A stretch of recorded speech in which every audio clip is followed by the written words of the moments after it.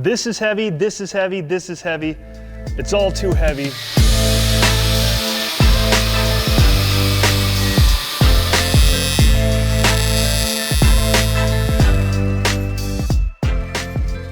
There's been some big changes over the last couple days. The big curveball that we got was the roll cage. So because of the weight of the diesel engine, because of the Pikes Peak cooling stuff, the weight of the car kept going up and up and up. And pretty soon we get to a point where the weight of the car with the driver exceeds what the roll cage specifications were. It's all too heavy. It's so heavy, in fact, our roll cage now has to be bumped up to the next level. This whole cage has to come out. We have to go to a 2-inch tube to meet the requirements for Pikes Peak. This car is gonna weigh over 4,000 pounds. We really tried our best to keep it down, but we wouldn't have the reliability. We wouldn't be able to do the compound turbo. So everything has to get upgraded. The whole cage will come out. We'll be able to reuse the bulkhead, the trans tunnel, some of the pieces that we have already made, and get it all back in place. So kind of a bummer. We didn't want to have to do that, but those are the rules. Got to play by the rules. So all that beautiful cage work that you see in there is going to be coming out. So it sucks.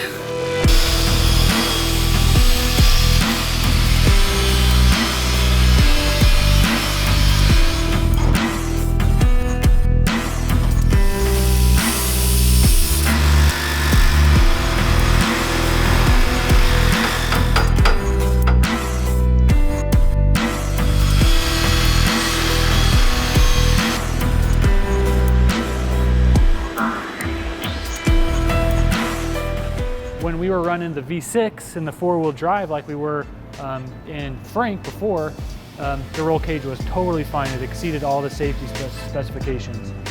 But adding as much weight as we have, we ran into an issue where the roll cage wasn't big enough.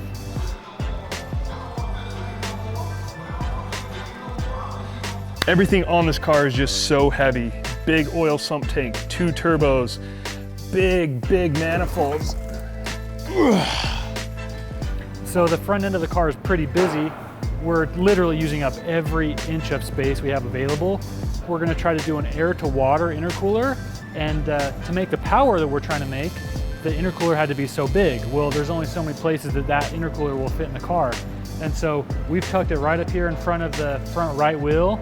We're running out of space. So hopefully all the big stuff is gone and we're only working with little stuff from here on out. And by little stuff, there's a lot of big stuff left to go in the car.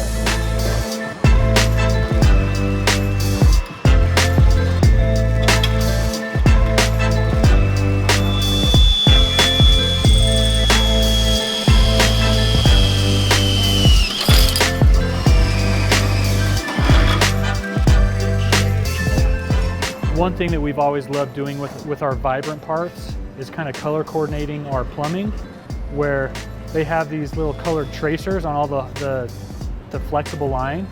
And so as we're routing the lines through the car, it's pretty easy for us to coordinate. If it's a hot line, it'll get this little red tracer. If it's cold, there's a little blue tracer, so we'll try to color coordinate that. So if you look in the back of the car, you'll see little red lines and little blue lines going all over the place. We're still waiting for some of the big oiling components. There's some engine-specific stuff that we're still waiting on that is kind of crucial for what we're doing. So hopefully that stuff shows up quick. But Mark has been pounding away on the cooling system of the car. And that's looking mostly dialed. The back of the car is painted. All the lines are made, so it's looking really good.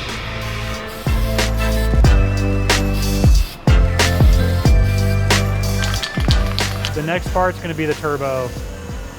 That's kind of the last big puzzle piece, and even though it's a hunk of metal that big, there's pipes coming out in literally every direction. So to try to package it in a small compact area is really tricky. So that's gonna be my next big headache. So once that's done, I think everything else will be relatively smooth by comparison. Oh, I don't know if you've noticed, my beard's gone.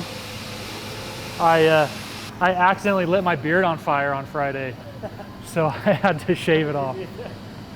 I was welding and I had a rag catch on fire and it singed off the right side of my beard. Really? Yeah, so I was pretty lopsided. So we've stuck with a nice old stasharoo, but the beard is starting over again, I guess.